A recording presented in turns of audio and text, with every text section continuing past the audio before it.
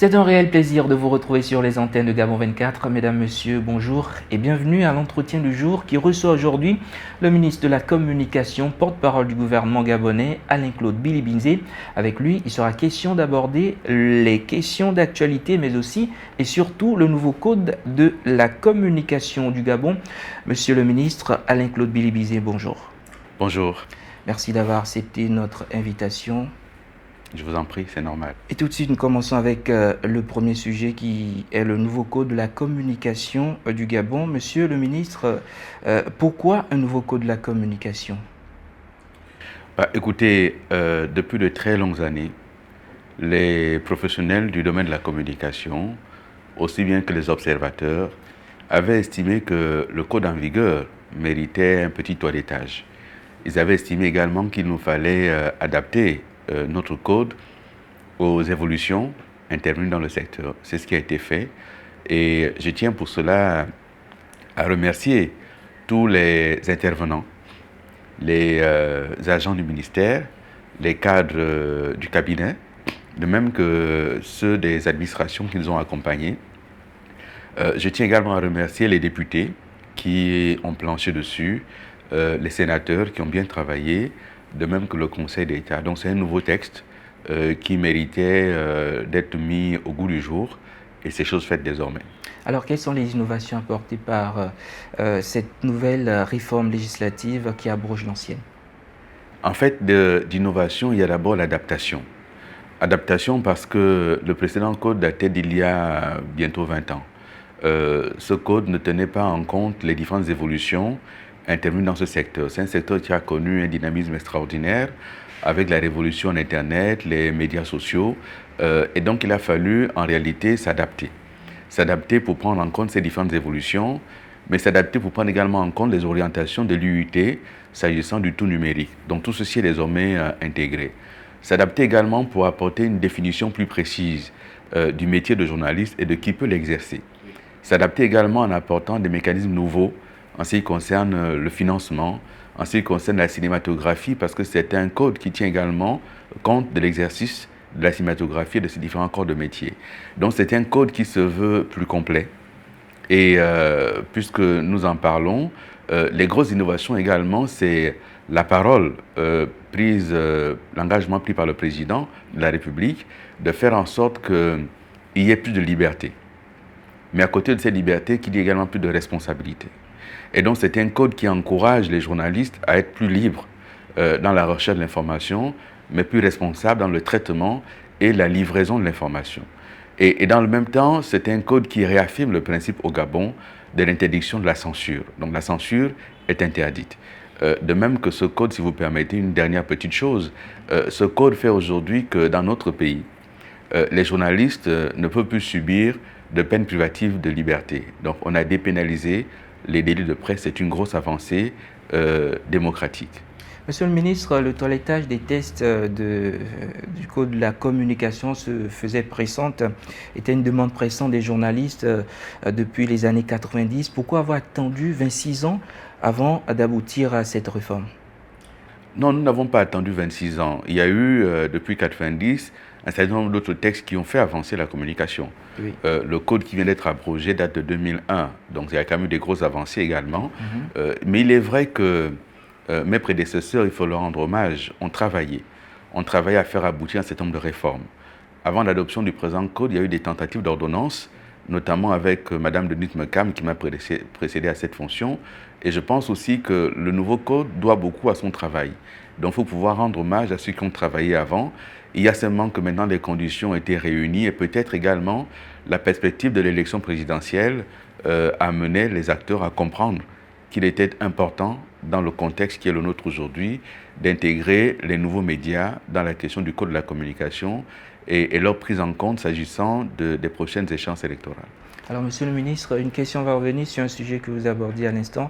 Que garantit cette nouvelle loi aux pratiquants ou encore aux gens du domaine de la communication? Il faut savoir que le code de la communication réaffirme d'abord le principe de la liberté de l'information. C'est un droit. C'est un droit reconnu par la Constitution. Et donc, de ce point de vue, c'est d'abord le public qui est concerné. Le public a droit à l'information, le public a droit à une information de qualité. Et donc, par le code, on donne aux journalistes, qui sont les praticiens de l'information, les outils indispensables pour aller rechercher cette information, la traiter et la livrer. Mais également, leur apporter la protection nécessaire. D'abord en identifiant qui est journaliste, donc on réaffirme le principe de la carte de presse. Oui.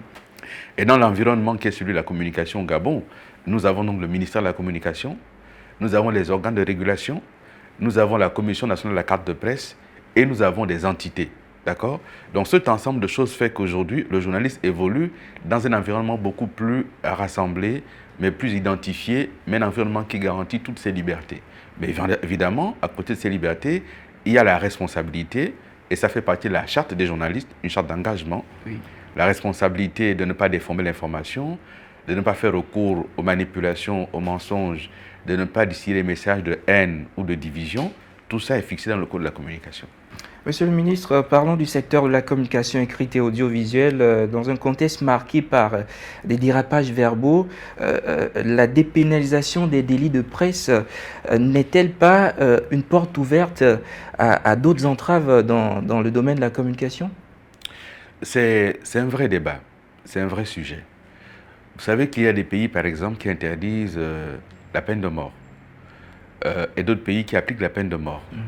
Est-ce qu'il y a moins de crimes là où la peine de mort s'applique qu'ailleurs? Ce n'est pas évident.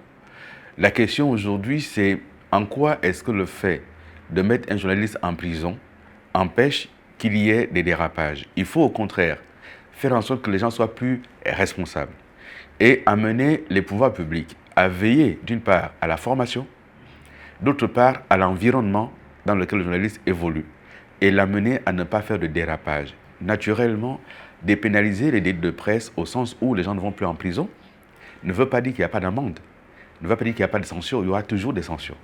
Et parlant de formation, quelles sont les démarches déjà initiées par le ministère de la Communication? Nous avons initié plusieurs démarches, d'abord avec nos partenaires à l'étranger, mais aussi avec des écoles ici au Gabon. Nous accompagnons. Nous avons tenté une expérience qui n'a pas été concluante avec l'université. Nous allons essayer à nouveau d'autres démarches pour continuer à explorer les pistes de formation.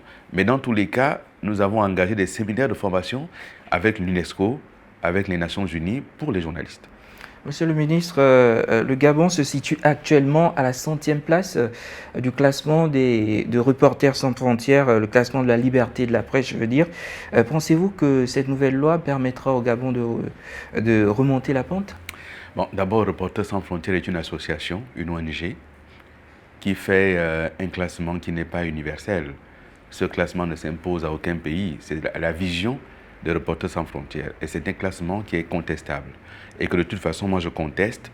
Dans le contexte gabonais actuel, il ne me semble pas qu'il y ait des problèmes de liberté d'expression au Gabon, ni de liberté de la presse. C'est un classement qui n'est pas juste envers le Gabon. Ensuite, la loi que nous avons prise a vocation d'abord à faire en sorte que le journaliste exerce pleinement son métier dans un pays libre et démocratique qu'est le Gabon. Et peu importe ce que pense Reporters sans frontières, notre loi, elle a évolué et dans le bon sens.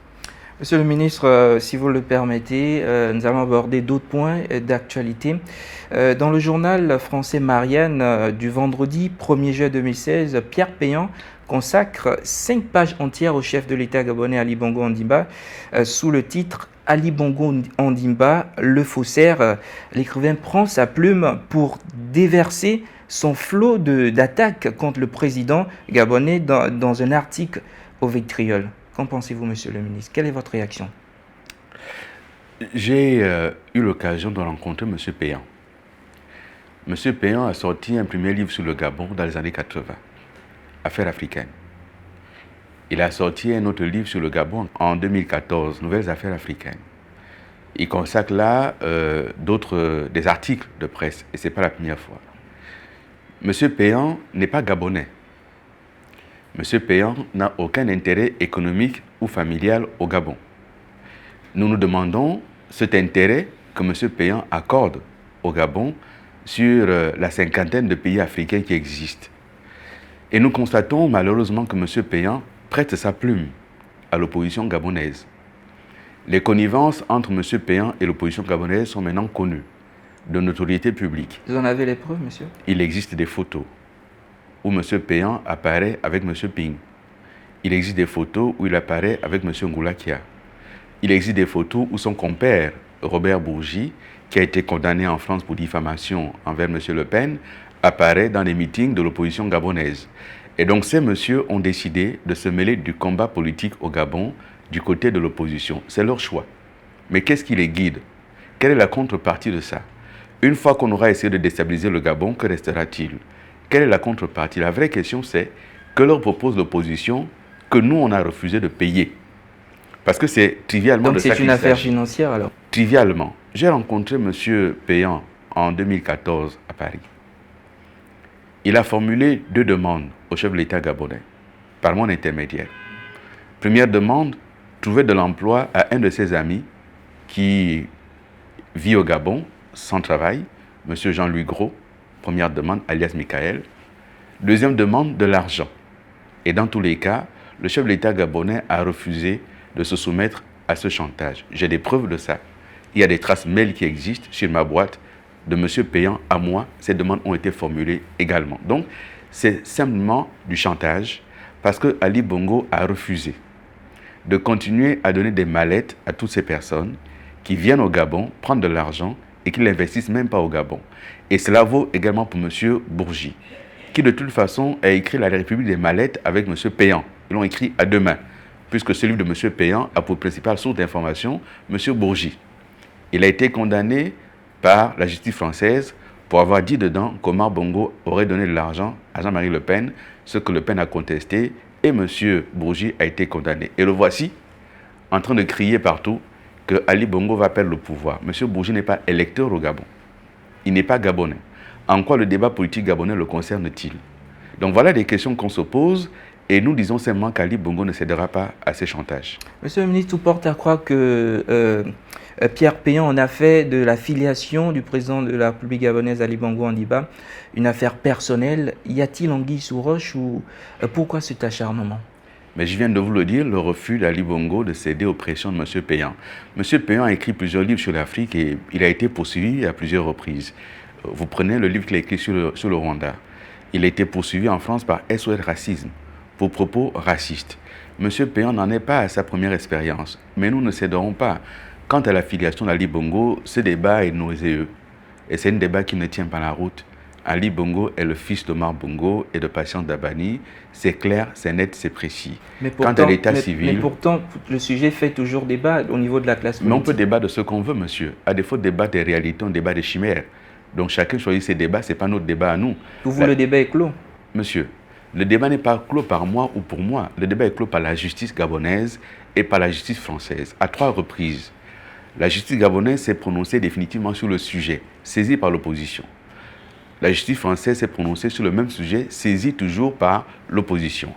Et avant cela, la Cour constitutionnelle gabonaise s'était prononcée. Et donc pour nous, ce débat n'existe pas. Et donc ceux qui veulent débattre des chimères, ça les engage. Ali Bongo est candidat, son dossier sera déposé en temps et en heure. Sa candidature n'a aucune raison d'être rejetée sur cette base-là de la filiation. Donc nous ne voyons pas du tout où est ce débat. Merci Monsieur le ministre. Nous allons aborder un autre pan de notre entretien du jour. Il y a quelques jours, le chef de l'État gabonais multipliait des sorties dans la province de l'Ogooué-Maritime, précisément à Port-Gentil. Et la semaine qui suivait, Monsieur Jean Ping, candidat déclaré à la course à la magistrature suprême, y a séjourné durant toute une semaine. Peut-on dire aujourd'hui que Port-Gentil reste l'un des grands enjeux de cette élection présidentielle? D'abord, c'est une élection nationale et donc le président de la République, chef de l'État, travaille à faire avancer notre pays, à faire aboutir des projets. Il a beaucoup investi à Port-Gentil, la capitale économique de notre pays, qui méritait que certaines infrastructures soient remises à jour. Et c'est ce qui est en train d'être fait, infrastructures routières, infrastructures aéroportuaires, infrastructures portuaires, et y compris les infrastructures pour la CAN 2017 à venir. Donc le président y séjourne régulièrement, soit pour visiter les chantiers, soit pour procéder à des inaugurations. Et donc, il le fait à Port-Gentil, il le fait à Mouila, à Oyem également, il le fait partout. Que d'autres personnes y séjournent, le Gabon est un État où la liberté d'aller et de venir est reconnue à chacun. Et donc, ils font ce qu'ils veulent, mais Port-Gentil est la capitale économique du pays et Ali Bongo y séjournera tant qu'il le voudra. Pendant son séjour à Port-Gentil, vous l'avez certainement remarqué sur les antennes de Gabon 24, Monsieur Jean Ping a été reçu par le gouverneur de la province. Est-ce qu'on peut mettre cela sous le compte de l'ouverture des autorités gabonaises vers la classe politique? Mais vous savez, nous n'avons jamais été fermés. Et c'est cette opposition-là, composée d'anciens barons du régime Omar Bongo, et qui de leur temps n'auraient pas accepté de recevoir l'opposition. Ce sont eux qui sont surpris quand un responsable administratif reçoit l'opposition. À partir du moment où nous avons accepté d'aller vers une démocratie pluraliste et ouverte depuis 1990, il n'y a aucune raison que des personnalités politiques gabonaises qui circulent dans notre pays ne soient reçues par les autorités gabonaises. Et même lorsqu'elles vont à l'étranger, les ambassadeurs les reçoivent parce que c'est des Gabonais. Donc ça ne peut surprendre personne. Ce qui est surprenant, c'est que l'opposition s'étonne d'être reçue par un gouverneur. Monsieur le ministre, merci. C'est moi qui vous remercie. Point final à cet entretien du jour. Merci d'avoir été des nôtres. À très bientôt pour un nouveau numéro.